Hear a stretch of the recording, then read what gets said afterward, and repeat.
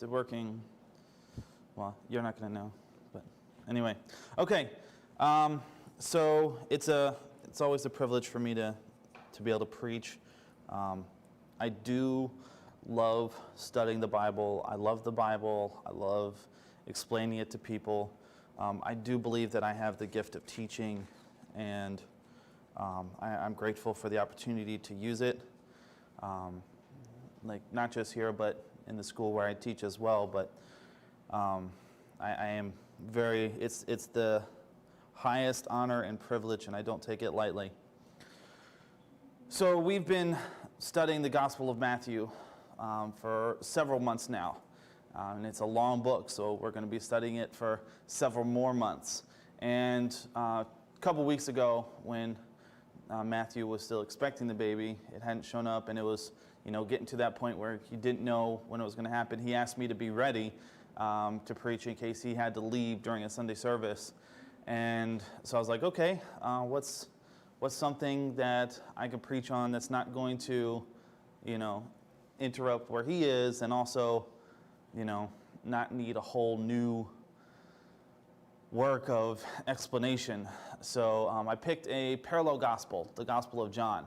And I also, with us learning about the kingdom in Matthew, because that's what Matthew's been all about, is the kingdom of God and what we're supposed to be like. And he's contrasting it with how the Jewish culture is at that time, how their kingdom is, their laws and how they treat one another and the power structures and all of that is going on. And all his teachings are confronting that Christians are supposed to be different than what they were at that time. So all his disciples, and that's what he's been doing through Matthew, is teaching how Christians are supposed to act in comparison to the Jewish culture.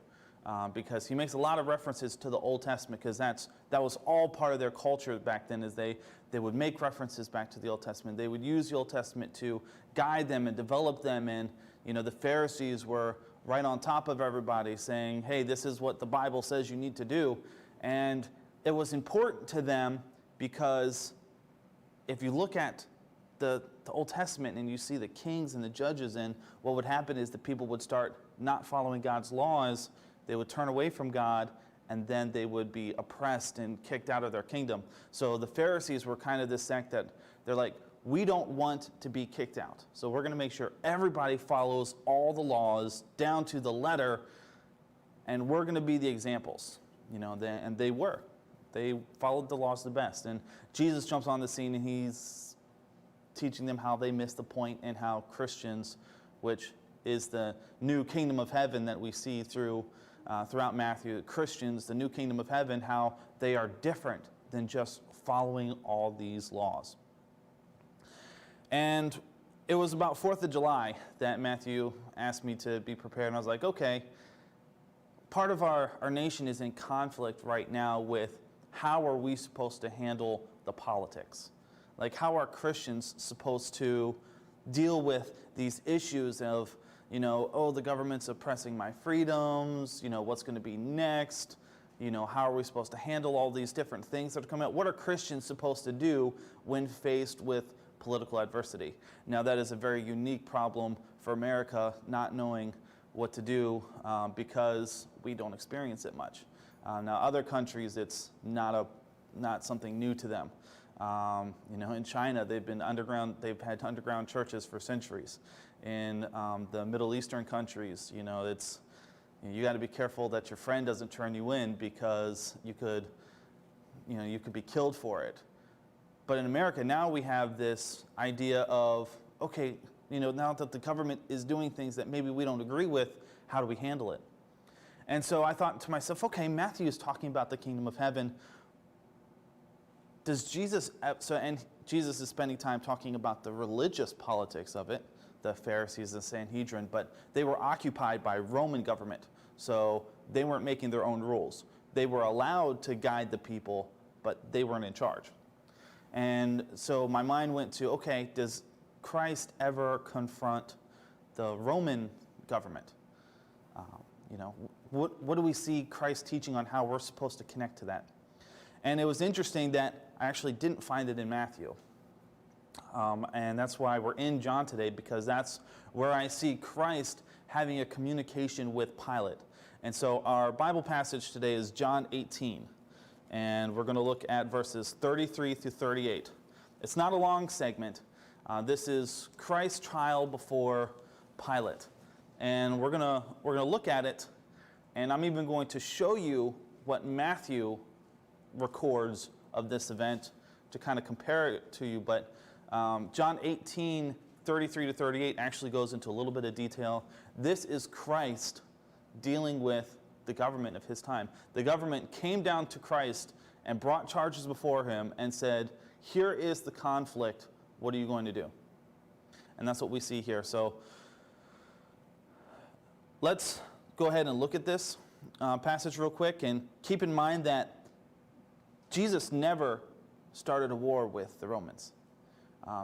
At that time, there were a lot of Jews that were scheming and were preparing and were plotting to overthrow the Romans. This wasn't new to the Romans that nations would try to overthrow them. It wasn't new to the Pharisees, which is one of the reasons why they came up with the idea of, well, let's turn Jesus into the Romans as a troublemaker. This was something that the Romans dealt with all the time, little uprisings. And just before this time, you have two major books in the Jewish history. The Maccabees were about a Jewish uprising against the Roman government. So this wasn't new to this culture, this uprising. Jesus hadn't done anything about it, but this was something that probably happened every once in a while. As a matter of fact, one of the people that Pilate presented as as an option to set somebody free, because it was their tradition to set somebody free on the Passover, was Barabbas, who was a revolter, the son of perdition, somebody who was charged with murder and theft. And it seems to, the Bible seems to imply that he was a rebel against the Roman government. So the Jews may have looked at him as a patriot, Barabbas. But, obviously for Romans, that wasn't good. So that is current for this time. Like Jesus going before Pilate, being the king of the Jews or the new rebel leader, wasn't strange for them. That was probably something they dealt with every once in a while. But what's different is Jesus had no interest in these politics, and we're going to see that here. So let's go ahead and read the verses together. John 18, verses 33 through 38. Then Pilate entered the praetorium again, which praetorium, that's basically their courtroom. That's their sitting before the judges where they had their trial. And he says, praetorium again called Jesus and said to him, "Are you the king of the Jews?" Jesus answered him, "Are you speaking for yourself about this, or did others tell you this concerning me?" Pilate answered, "Am I a Jew? Your own nation and the chief priest have delivered you to me. What have you done?" Jesus answered, "My kingdom is not of this world. If my kingdom were of this world, my servants would fight so that I should not be delivered to the Jews. But now my kingdom is not from here." Pilate therefore said to him, "Are you a king then?" Jesus answered, "You say rightly that I am a king. For this cause I was born, and for this cause I have come to the world, that I should bear witness to the truth.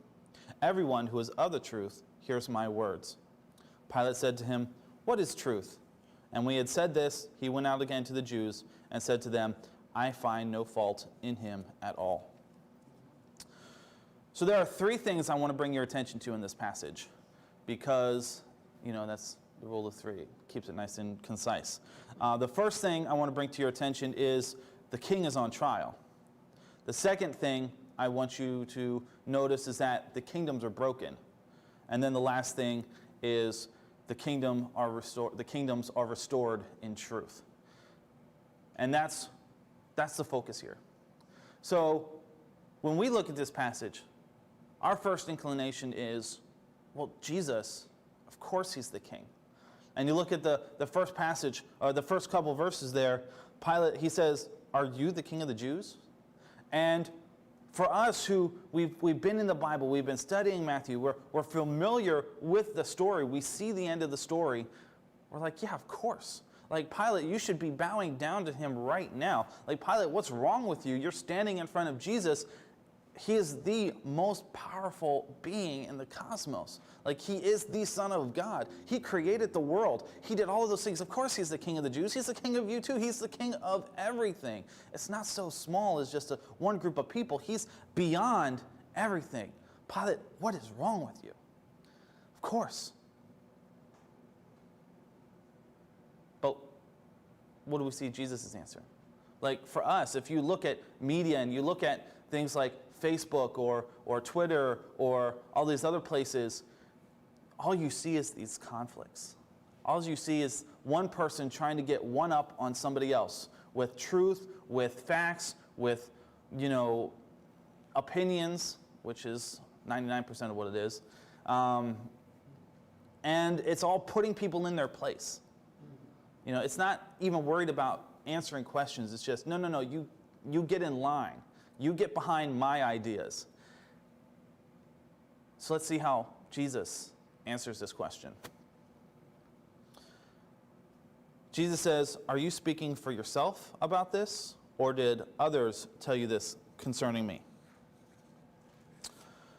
So the reason why Pilate brings this accusation to Jesus is it's just standard practice. You bring the charges to the person who's being accused, right? Nobody stands in court not knowing what they're in court for. Whether you agree with what it is or not, whether it's true or not, that's not the debate, but no one should go to court without having some type of charge.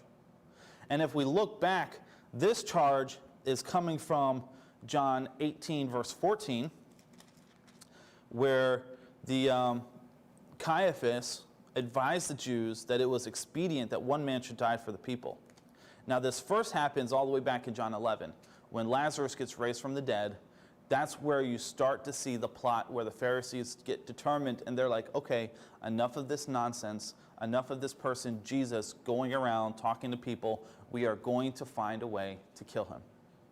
And so their point was, let me go ahead and actually read to you John 11, verses 45 to 53, because this gives you the context of why Pilate comes up with this king of the Jews, right? This is where this comes from.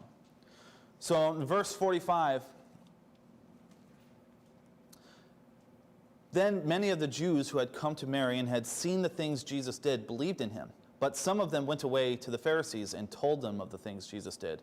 Then the chief priests and the Pharisees gathered a council and said, what shall we do? For this man works many signs. If we let him alone like this, everyone will believe in him, and the Romans will come and take away both our place and nation. And one of them, Caiaphas, being high priest that year, said to them, you know nothing at all, nor do you consider that it is expedient for us that one man should die for the people, and not that the whole nation should perish. Now this he did not say on his own authority, but being a high priest that year, he prophesied that Jesus would die for the nation, and not for that nation also, not that nation only, but also that he would gather in one the children of God who are scattered abroad. Then from that day on, they plotted to put him to death. So here we see what the Pharisees and the chief priests are concerned with.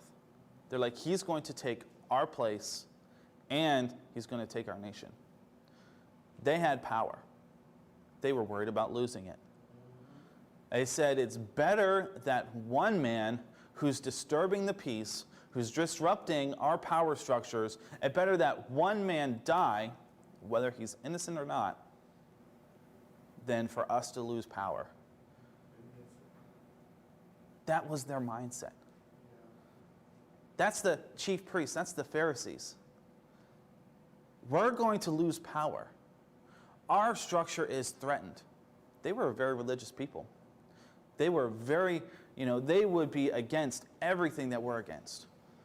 All the sins that we so often are so against, and we preach against it and we talk against, they're against all those things.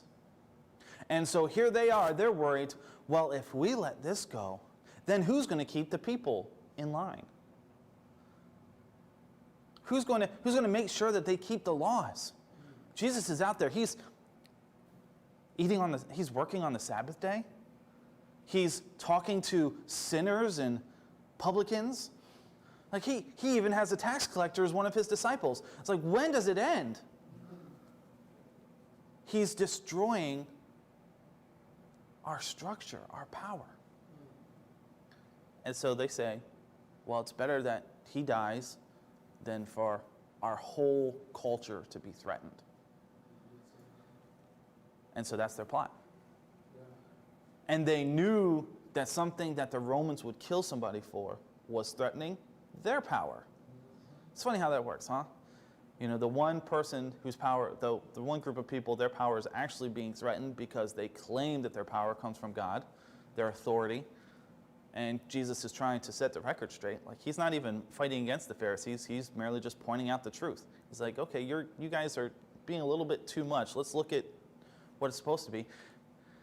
And so they say, well, let's talk about some actual political power and the Romans. He's like, let's make them feel threatened by Jesus, that he's going to overthrow them, and then they'll do something about it. So you have religious power on one side, and you have political power on the other side. And what we're going to see here is that while this king, this Jesus, who is the king of the universe, is on trial, he's on trial because he's being put up against these two political systems and that he is threatening. So that's what Pilate's trying to figure out. Pilate says, are you the king of the Jews? He's trying to figure out, who are you a threat to? Are you a threat to Roman government? What is your point here? And that's why Jesus responds by saying, are you speaking for yourself about this, or did others tell you this concerning me? Jesus was probably not a stranger to most people by this time. Fairly popular, it's not popular as in everyone liked him, popular as in like everyone knew about him. He had been traveling, he had been preaching for several years, he had done miracles. As a matter of fact, often in the Gospels we see where everyone came to him to be healed. Like everyone. And so he's doing all of these things. He's not a stranger. As a matter of fact, we are told that Herod, who is a king in a different area, has heard of him, and he wants to meet him. So Jesus is provoking Pilate with this question of, are you bringing this because maybe you're a little bit curious? Or is it just because that's what somebody else told you? He's giving Pilate a chance to see what Jesus is actually doing. Now, we see that Pilate does miss the point, and we're going to be seeing that here, but that's how Jesus is handling these things.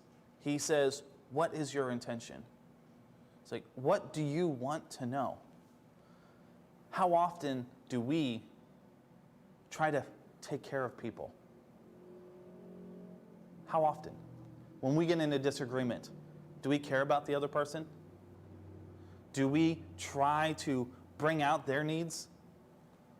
Or do we just shut them down right there and say, get in line, fall in line, this is what you should do, you should have been doing this the whole time, what's wrong with you? Jesus is totally different.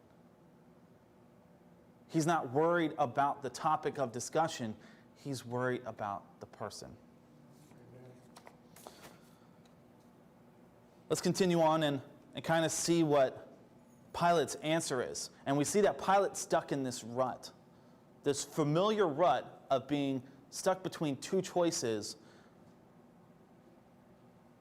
that America is actually presented with so often. Pilate answered, am I a Jew? Your own nations and chief priests have delivered you to me. What have you done?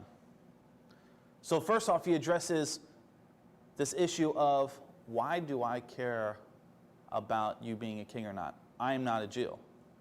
He automatically assumes in his mind that this is a ethnic thing. This is a culture thing. You know, this is a political thing. He's like, I'm not in that political party. Why am I worried about it? It's like, I'm not part of that. I am a Roman governor. He's like, there's only two options here. You're either part of this religious culture in this nation, or you're part of the Roman government. You know, that's what they dealt with. Like, there weren't Romans just really living in Israel at that time. You know, they were either soldiers or governors or some type of ruling class. Like, that's what the Romans did there. You know, it wasn't a vacation home. It wasn't, it wasn't where they would come and set up businesses. No, the Jews had the businesses. You followed the Jewish business, or you really didn't survive there, or you were part of the political, the governance, the enforcement. And so Pilate, he's still stuck. He's still trapped in this two-idea thing where you're either a Jew or you're a Roman. You either follow the Jewish sect, the chief priests, the Pharisees, the Sadducees, or you're following the Romans.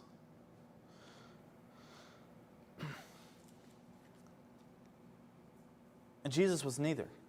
Yeah. And, you know, how often in America do we get presented with these two views that you have to choose from? You know, you're either this political party, or you're this political party, or you're this religious belief system, or you're this religious belief system. It's like you have to choose, and you either are stuck in one with all the positives and the negatives, or you're stuck with the other with all the positives and negatives. Like, you don't get to, you know, be a person. You're part of a group, and you've only got two choices. It's not something new. As we see here in the Bible, that this is common for humanity to come up with these different scenarios. Amen. So Christ's answer here is so helpful for us. That's when I point out that he is the kingdom breaker. He breaks all these kingdoms and ideas that we have. These two choices, these structures, these powers, he breaks all of that. And that's what we're going to look at next. We see here that Jesus answers Pilate with Pilate says, look, no, your own people turned you in. You know, the Jews turned you in. I'm not a Jew. I don't care if you're the king. All I care about is keeping my power. And Jesus says, my kingdom is not of this world. If my kingdom were of this world, my servants would fight so that I should not be delivered to the Jews. But now my kingdom is not from here. I want us to turn over to Daniel. Because this whole scenario has been prophesied in Daniel that this would happen. And we're going to go to Daniel chapter 2. Way back at the beginning of the Jewish exile.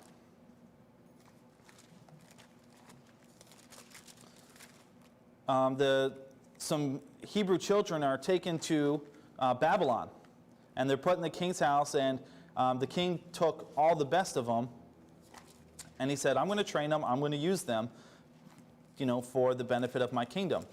And some of those were Daniel, and then we know Shadrach, Meshach, and Abednego by their Babylonian names.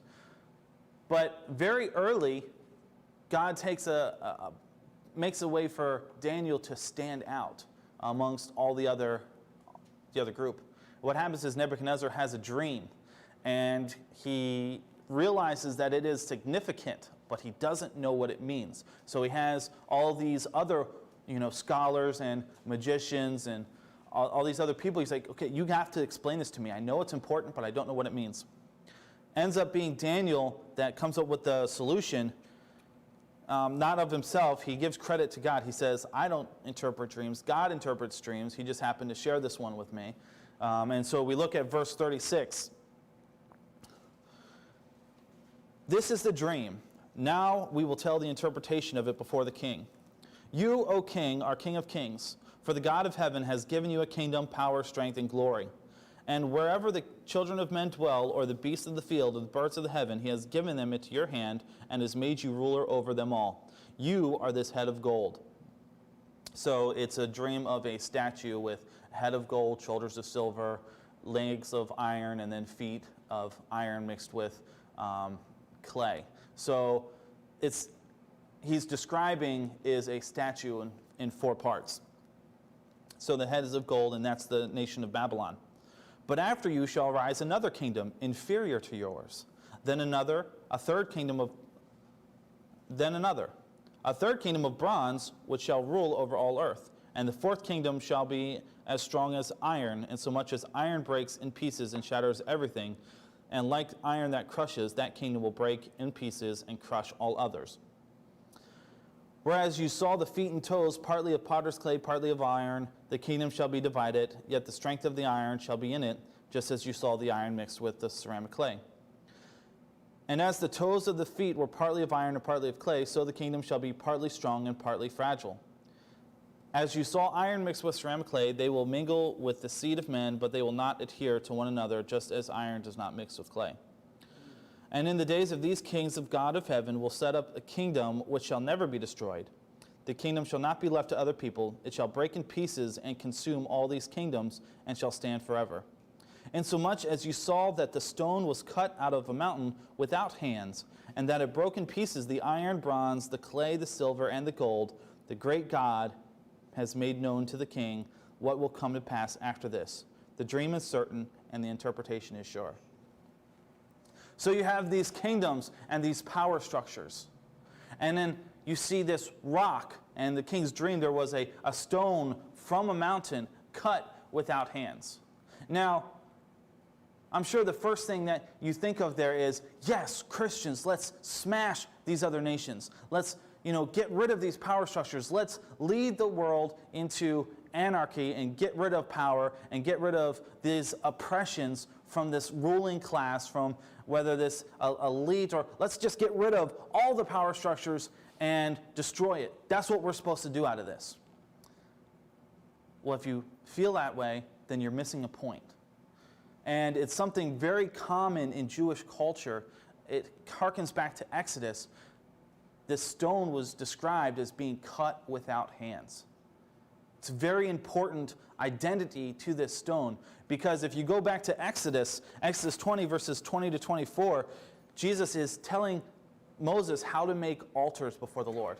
So you build this pillar, and you sacrifice something on it, and you present that before the Lord, and the Lord accepts it.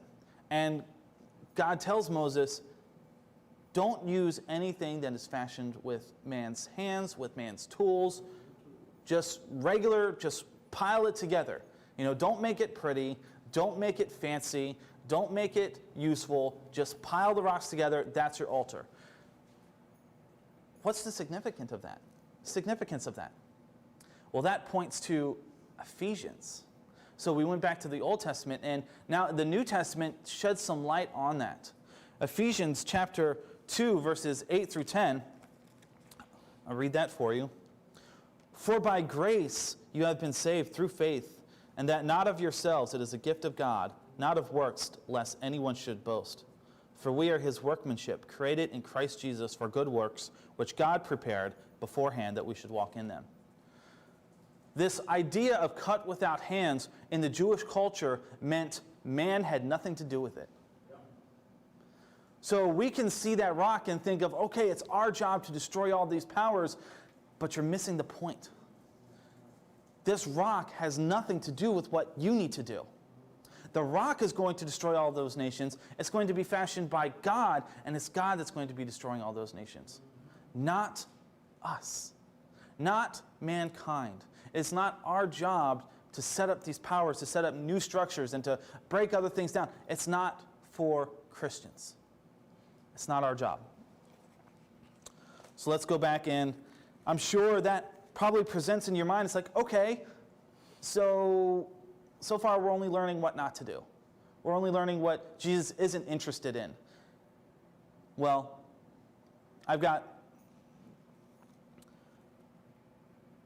that brings us to our final point, which is that the kingdom is restored in truth. So after Jesus says this about his kingdom is not from here, and that his people aren't interested in fighting, because if they were, they already would be. Pilate then goes, are you a king then? Are you a king then? And that's the same thing we're asking. Is like, okay, so what are we supposed to do? So what is the point of all of this?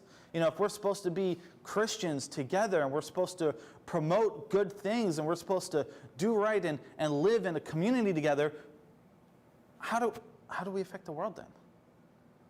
And that's where Jesus comes through with his next statement. You say rightly that I am a king. For this cause I was born, and for this cause I have come into the world, that I should bear witness to the truth. That is the cause that Christians have before us. If we are following our King, that is what we are supposed to do. We are supposed to bear witness to the truth. Now, interesting thing, Jesus isn't done by just saying that. He isn't done just by saying, go out there and make people hear what you have to say. He doesn't stop there. He says, everyone who is of the truth hears my voice. Everyone who is of the truth hears my voice. You see how passive that is? Do you hear how Jesus, even to Pilate himself, he says, I'm here to bear witness to the truth. He doesn't follow through with, now you need to listen to the truth and submit to it. He doesn't say that. He says, everyone who hears the truth, everyone who hears what I have to say, has the truth in them. What is he saying here? He said it multiple times throughout this gospel. He says, those who the Father has given to me, those are the ones that I'm going to get.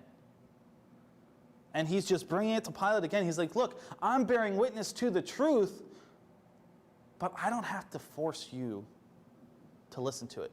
You don't have to agree with me. That's not my job to make you agree with me. I will tell the truth, and if you're hearing it, then you're coming aboard. I don't have to do anything. And then conclusion here with what Pilate concludes. What is truth then? So what is this abstract thing that we're supposed to be sharing with people that we don't have to worry about their response? Is it statistics? Is it ideologies? Is it power structures? Is it culture? What is the true thing that we're supposed to be sharing with people? Well, it's a good thing for us that Jesus has developed that truth throughout the whole Gospels. This is the end of John.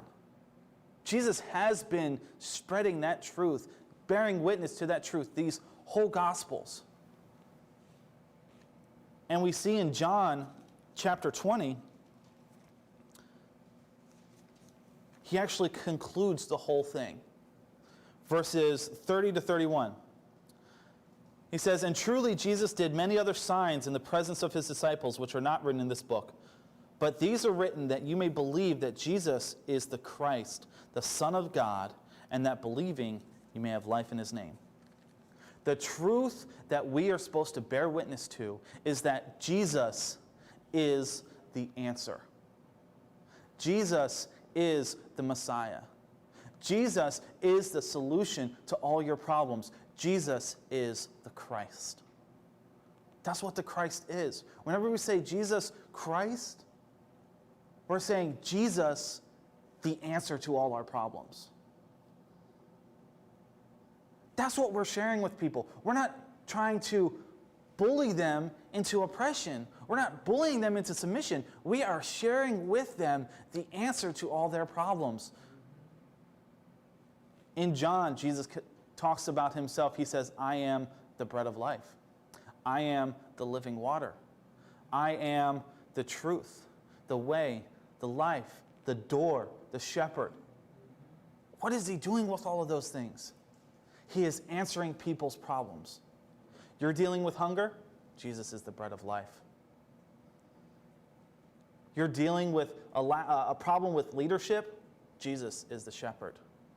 You're dealing with opportunities and don't know which way to go? Jesus is the door. That's the witness we're sharing with people. Jesus is the answer. Not, can we get somebody in office who's going to push our mindset? Not, can we overcome this oppression? Not, can we hold on to our power? Like, what if somebody comes and takes it from us? That's not the solution. You having power in this world is not the solution. You having influence is not the solution. Jesus is the solution. Christians, we are called to point out that Jesus is the answer to all of our problems. And guess what? People aren't going to listen. And it's not our job to make them. We don't have to do that. We just point it out. And we live it out. There are too many Christians in this world that they're so glad that they have, well, especially in America, property. They've got their 2 cars. They've got their 1.5 kids, or in my case, 3 dogs. I think you can total up 3 dogs to make 1.5 kids, but I'm not going to argue with that. But that's not the answer. Like, I have not achieved success in life because I have those things. So that means if I lose those things, if I'm forced out on the street, if something happens to my family, it was not the answer to begin with. Christ is the answer. So when we see the media, when we see politics saying, we're going to take this away from you, and our instinct says, no, you can't have those things, what we are really saying is, those were the answer. You're taking away our answer, but we're missing the point. It doesn't matter what we gain or lose in this life. What did Jesus tell Pilate? My kingdom is not of this world. What does he say in other areas? Seek not treasures on earth, where things corrupt. What does he say? Don't even seek food and raiment. We've seen that in Matthew. He says, they're after those things the Gentiles seeks. No. Seek Christ. He is the answer. And guess what? If you're saved, you have him. You have him. You're done. That's it. You've got the answer. What do? Do you store it away? Put it in a safe? No. What did Jesus say? Bear witness. Bear witness to that truth. Our kingdom, our power comes by the fact that we have something no one can take from us. We have Christ. Our dignity can be taken. Our possessions can be taken. But no one can take Christ from us. So none of the rest of that matters. But can we be okay with that? Can we be okay with giving up ours, what is ours, what is mine, because we have Christ? Can we be okay with that? That is the question for us today. Are we going to bear witness to the truth? Or as Christians, are we going to get up and fight on this nation for what we have? That's the choice before us. And if we look at what Christ did, he said, I bear witness to the truth. He gave up everything, including his life. That is the example we have from our King.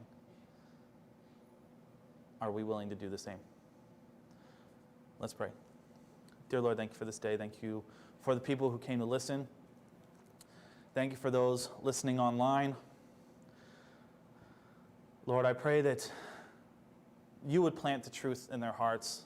Lord, I can't do anything. I just present it, Lord, and I'm not even worthy of that. But Lord, I pray that you would turn people's hearts, maybe give some people some hope, give some people some strength. I ask these things in Jesus' name. Amen.